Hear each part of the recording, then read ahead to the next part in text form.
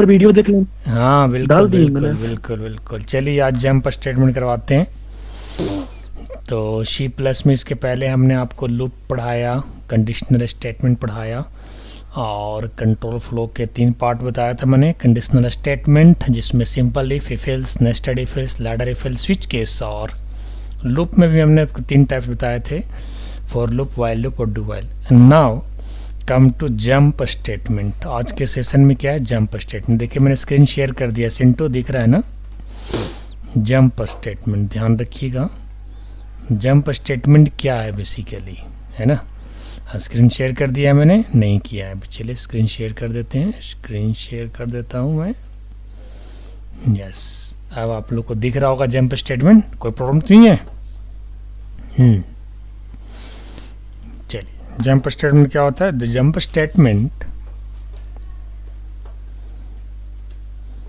Is unconditionally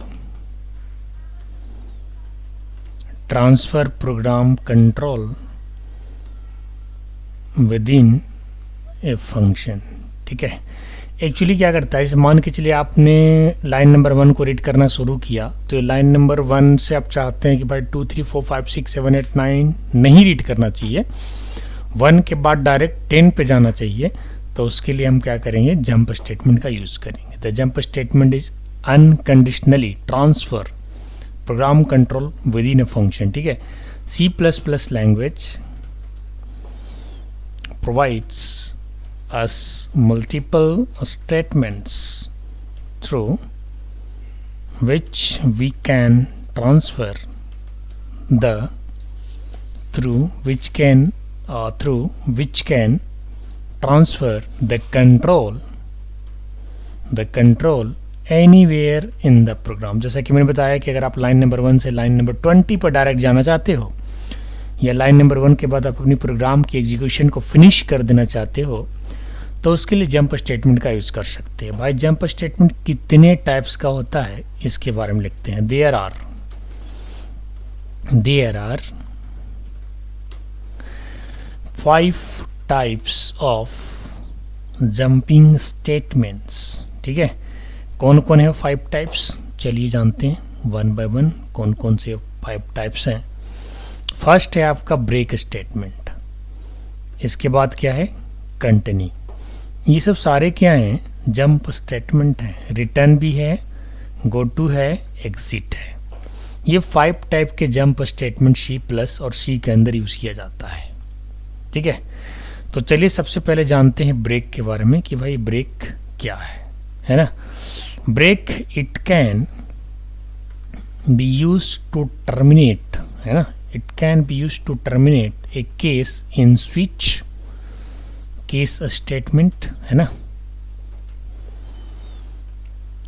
jumps out of a while और for loop। अगर आप किसी लूप को रोकना चाहते हो या किसी स्विच केस से आप ब्रेक होना चाहते हो, वहाँ से निकलना चाहते हो, तो वो ब्रेक स्टेटमेंट से आप निकल सकते हो।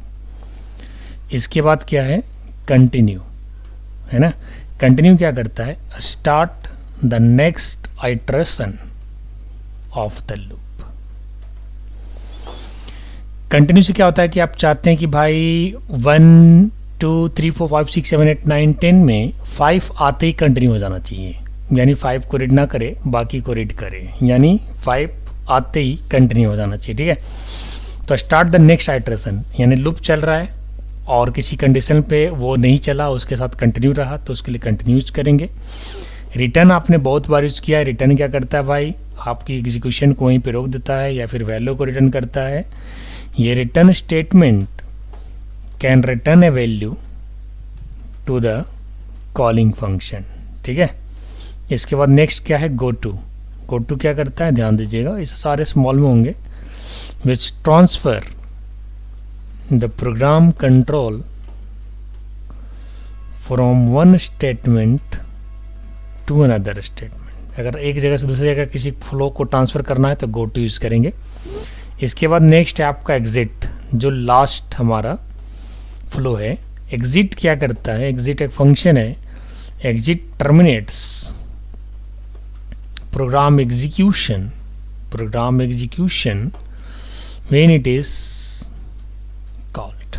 ठीक है, तो चलिए सबसे पहले ब्रेक और इसके बाद कंटिन्यू आपको दिखाता हूँ कि कैसे काम करता है ना। इसके बाद फिर आपको रिटर्न, गो टू और एग्जिट भी बताऊँगा। तो चलते हैं प्रैक्टिकल पार्ट पे और आपको दिखाते हैं ब्रेक स्टेटमेंट कि ब्रेक स्टेटमेंट काम कैसे करता है। तो ये रहा हमारा डेव सी, ये रहा Dev C, yes yes yes yes yes yes. और इसमें मैं आपको दिखाने वाला हूँ एग्जाम्पल ऑफ ब्रेक स्टेटमेंट।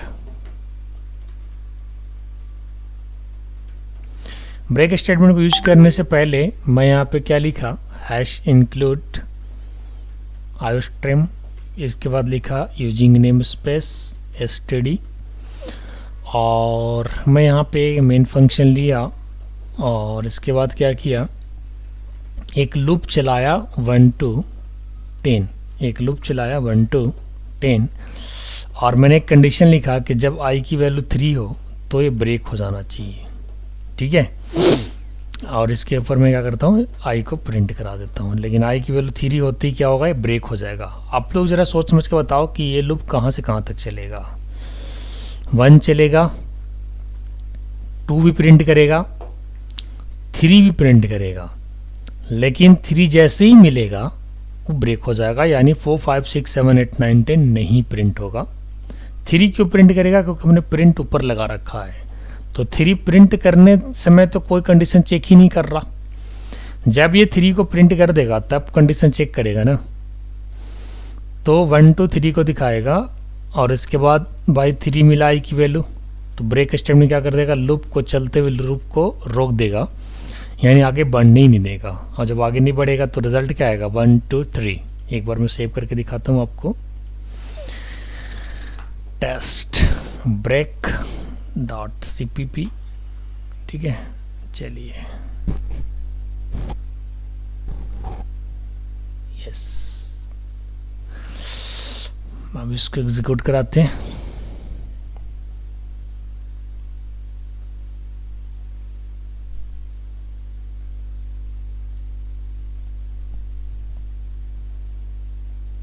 थोड़ी देर में आउटपुट आ जाएगा, तो समय लगता है।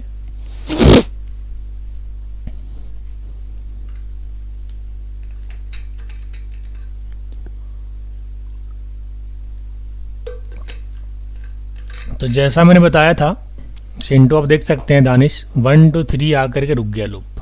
क्यों रुका भाई, क्योंकि ब्रेक स्टेटमेंट क्या है, उस लूप को रोक दिया। लूप को चलने के लिए हमने कहाँ तक कहा था, 10 तक। कहाँ तक, 10 तक, लेकिन रुक कहाँ पे गया, ये रुक गया किस पे, 3 पे। कहाँ पे रुक गया, 3 पे।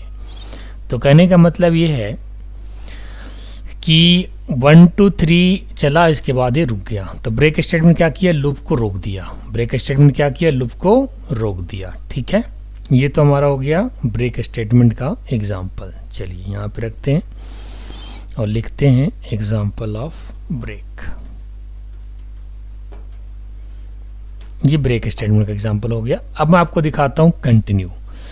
चलिए इसी में लिखते हैं example of continue statement. Continue statement के लिए हम क्या लिखेंगे, i equal to 1, i less than equal to 10, है ना। और यहाँ पे हम लिखते हैं i इक्वल टू 4 और इसके बाद कर देते हैं इसे कंटिन्यू। क्या कर देते हैं, कंटिन्यू। देखिए इसका आउटपुट क्या होगा। यहाँ पे हम प्रिंट कंटिन्यू कर देते हैं और कंटिन्यू के बाद यहाँ पे सी आउट लगाते हैं, सी आउट आई। अब होगा क्या कि 1 to 3 तो प्रिंट करेगा, 4 प्रिंट नहीं करेगा, क्योंकि 4 के बाद तो अपने कंटिन्यू कर दिया तो लूप आगे बढ़ गया। ठीक है, जब लूप आगे बढ़ गया यानी लूप को बढ़ा दिया आगे, यानी 4 प्रिंट नहीं करेगा। 1 2 3 फिर 5 6 7 8 9 10 प्रिंट, यानी 4 नहीं प्रिंट करेगा, बाकी 1 to 10 में सारी वैल्यू प्रिंट करेगा। आप देख सकते हैं। एक बार एग्जीक्यूट करा रहे हैं क्योंकि 4 पे हमने क्या किया है, कंटिन्यू कर दिया। एक बार एग्जीक्यूट कराते हैं, इसको फाइल को सेव किया और यहाँ से एक बार एग्जीक्यूट करा रहे हैं, ध्यान दीजिएगा।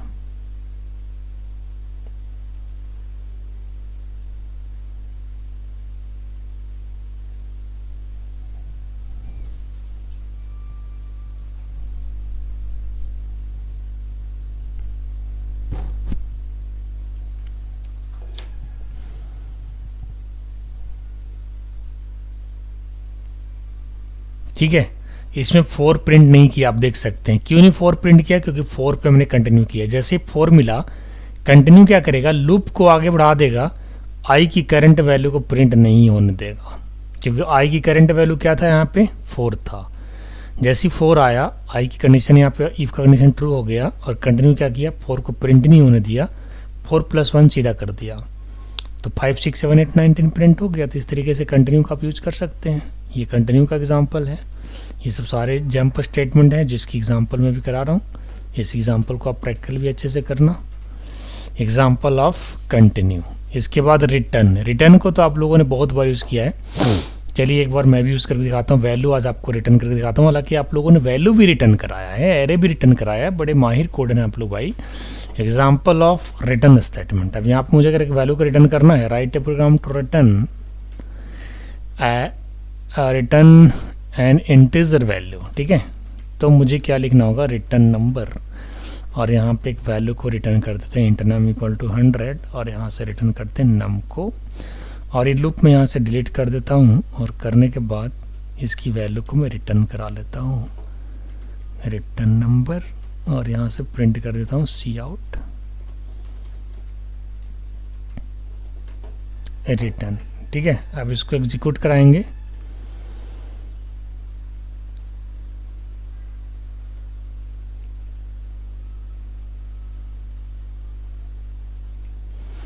ये 100 रिटर्न करेगा और 100 आपको दिख भी जाएगा, क्योंकि रिटर्न स्टेटमेंट यूज ही इसीलिए होता है। वैल्यू को आप रिटर्न करा सकते हो या फिर आप चलते हुए प्रोग्राम की एग्जीक्यूशन को रोक सकते हो। देखिए रिटर्न वैल्यू 100 आ गया, तो हमने थ्योरी में भी ये लिखवाया था कि रिटर्न स्टेटमेंट से आप वैल्यू रिटर्न करा सकते हो। अभी हमने इंटीजर रिटर्न कराया है, आप स्ट्रिंग भी रिटर्न करा सकते हैं, कैरेक्टर के किसी भी टाइप के वैल्यू को रिटर्न करा सकते हो, राइट।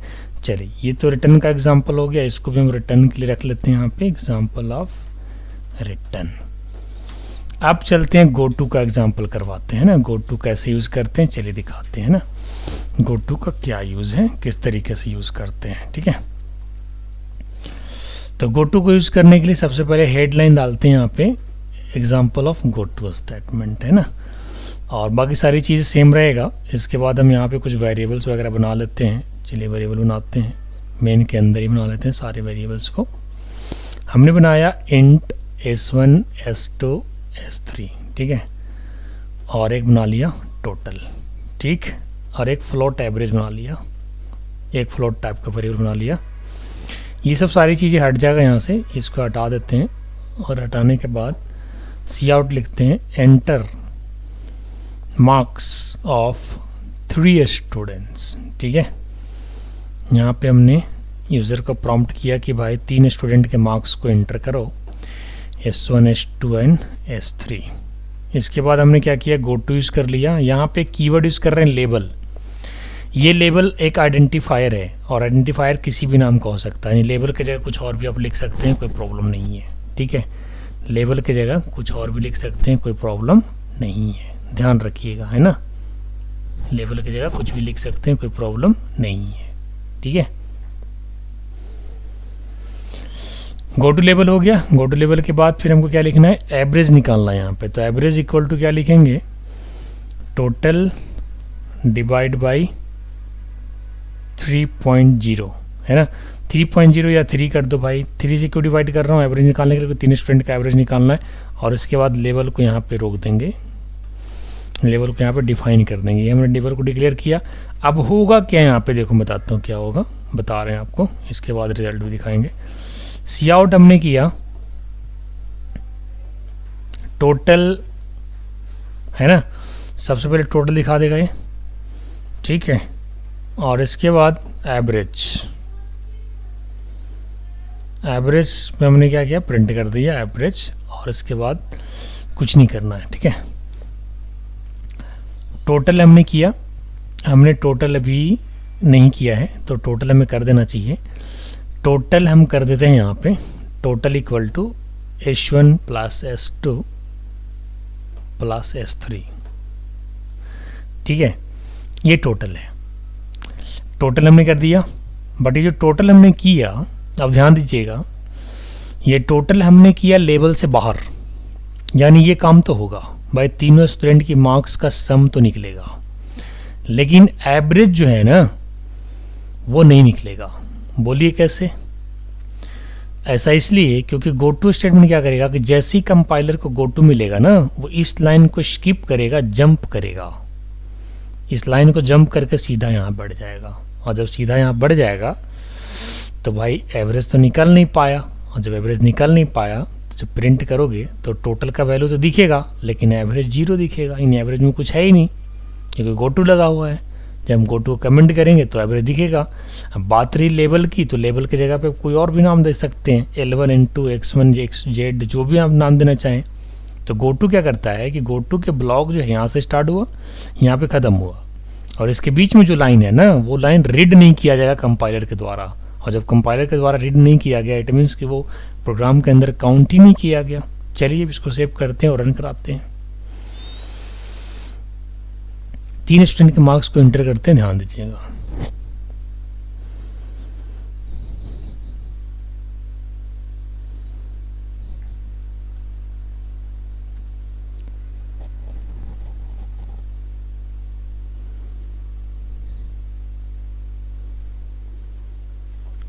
पचास, 60 एंड 70। आप देख सकते हैं टोटल आया लेकिन एवरेज में कुछ गार्बेज वैल्यू लेकर के आ रहा है क्योंकि एवरेज रीड नहीं किया, एवरेज को रीड नहीं किया गया। अब मैं क्या करता हूँ, गो टू को जो है ना, बाय डिफ़ॉल्ट एवरेज 0 डाल देता हूँ, तो आपको गार्बेज नहीं दिखेगा, 0 दिख जाएगा। कोई वैल्यू अगर हम नहीं डालते तो गार्बेज वैल्यू दिखता है, तो गार्बेज दिख रहा था। अब मैं वापस एक बार एवरेज को 0 डाल देता हूँ। अगर वापस एक बार चलाता हूँ दोबारा से, हालांकि अभी भी एवरेज एग्जीक्यूट नहीं करेगा, एवरेज नहीं दिखेगा, एवरेज का एग्जैक्ट वैल्यू नहीं दिखेगा जो आना चाहिए क्योंकि गो टू के अंदर लगा हुआ है वो। लेकिन मैं आपको एवरेज की वैल्यू भी दिखा के रहूँगा आज, तो आप हमारे सेशन में बने रहिए। 60, 50 एंड 70, ठीक है। अभी एवरेज क्या दिखा, 0, गार्बेज तो नहीं दिखा बट 0 दिखा, जबकि 0 एवरेज नहीं होना चाहिए। 180 को 3 से डिवाइड करोगे तो 60 आना चाहिए, yes or no. But average तो चल नहीं रहा है, तो कहाँ से एवरेज आएगा भाई? बात तो सही है, एवरेज चले तब तो आए। एवरेज को तो हमने गो टू स्टेटमेंट में बाइंड कर रखा है। कुछ पूछना चाहते हैं क्या दानिश, चिंटू? एनी क्वेरी बताइए ज़रा, कुछ पूछना चाहें तो। अब मैं क्या करता हूँ, इसको थोड़ी देर के लिए कमेंट कर देता हूँ। किसको? गो टू को कमेंट कर दिया, एवरेज को चलने दिया। अब आपको एवरेज भी दिखेगा, टोटल भी दिखेगा, ध्यान दीजिएगा। एवरेज भी दिखेगा और टोटल भी दिखेगा, यानी एवरेज आपको जो भी आना होगा वो आएगा, टोटल तो आ ही रहा था पहले से भी। तो गो टू का आप लोग यूज समझ गए होंगे कि अगर गो टू लगा तो इट मीन्स कि गो टू के ब्लॉक के अंदर जो भी लाइनें हैं वो लाइन जंप कर दिया जाएगा, उस लाइन को एग्जीक्यूट नहीं किया जाएगा, ठीक है। अब ध्यान दीजिए,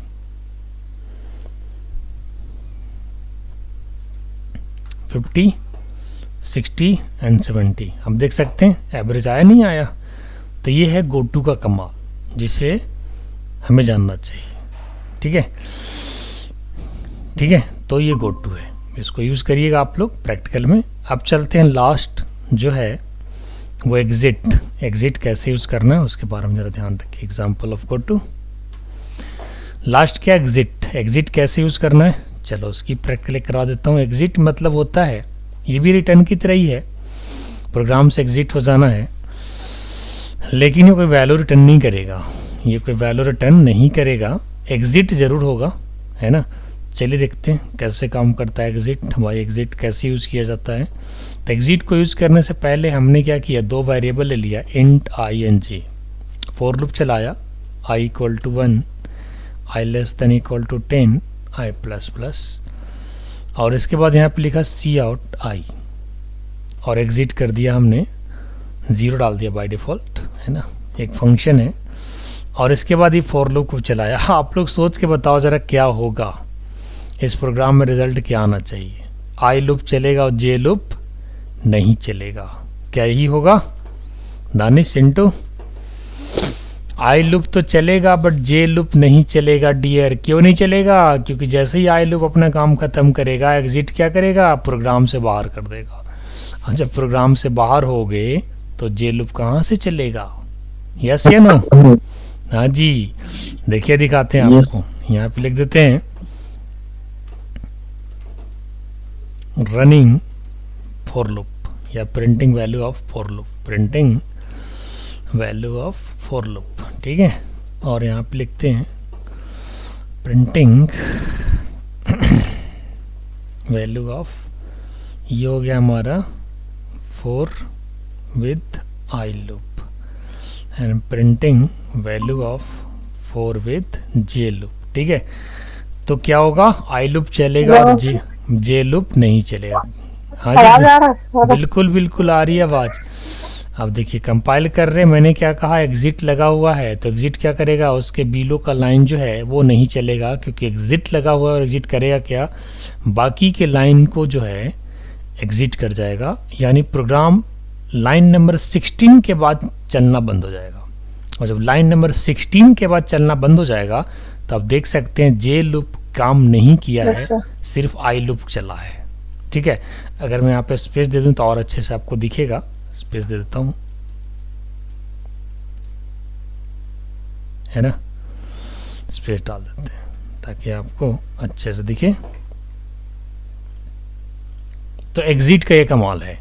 तो आज आपने पांचों जो है जंप स्टेटमेंट को अच्छे से देखा, इसकी प्रैक्टिस आप लोग करना है। और जंप स्टेटमेंट काफ़ी इंपॉर्टेंट टॉपिक है, आपको हर लैंग्वेज के अंदर ऑलमोस्ट यूज होगा। आगे चल कर जो भी आप हाई लेवल लैंग्वेज सीखने वाले हैं वो सारे लैंग्वेज के अंदर ये जंप स्टेटमेंट यूज होगा ही। बेशक हो सकता है गो टू जावा में यूज नहीं होता हो। ये देखिए आई लूप चला नहीं चला, ये चीज़ है। आई लूप चला लेकिन जे लूप नहीं चला। क्यों नहीं चला, क्योंकि आपका प्रोग्राम लाइन नंबर 16 के बाद एग्जिट हो गया। अगर मैं एग्जिट को कमेंट मार दूं, यानी एग्जिट को कमेंट कर दूं, तो इसका मतलब क्या हुआ कि भाई प्रोग्राम में अब आई लूप भी चलेगा और जे लूप भी चलेगा, क्योंकि we are not using exit here, yes or no. तो इन दिस केस क्या होगा, both loop will run and keep the output. Let's see, this time I am not using exit, so what will happen, the result of for loop with I value and result of j loop also execute, yani both loop will run one by one. Let's see.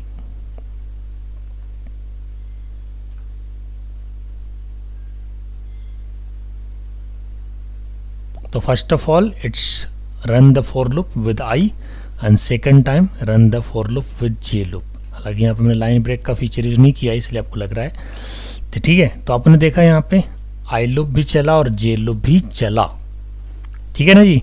तो exit ना लगाने से हुआ क्या, exit ना लगाने से हुआ क्या कि आपका दोनों लूप चला, लेकिन जब आप एग्जिट लगा रहे थे तो हो क्या रहा था कि एग्जिट जहाँ भी लगा रहे थे, जिस लाइन में लगा रहे थे, उसकी बाद की लाइन जो है ना वो एग्जीक्यूट नहीं किया जा रहा था।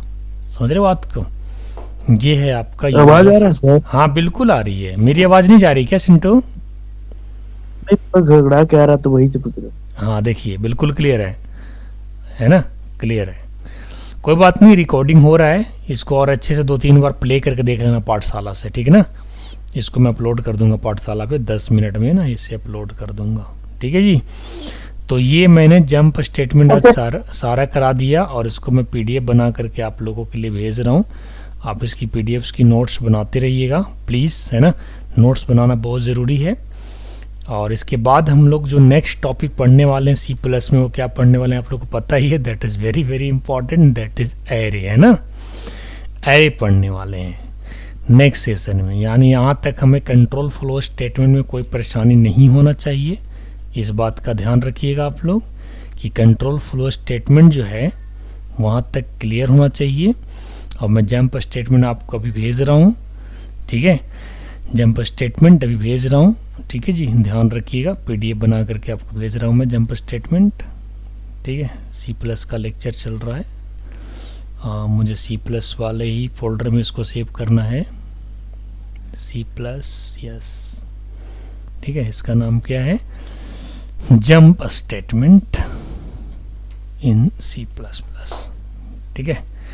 तो चलिए आप लोग से मिलते हैं कल लैब में, और जो भी कल डाउट होगा उसे वहीं पे सॉर्ट आउट किया जाएगा, ठीक है। आज के लिए इतना ही, all the best, see you next day.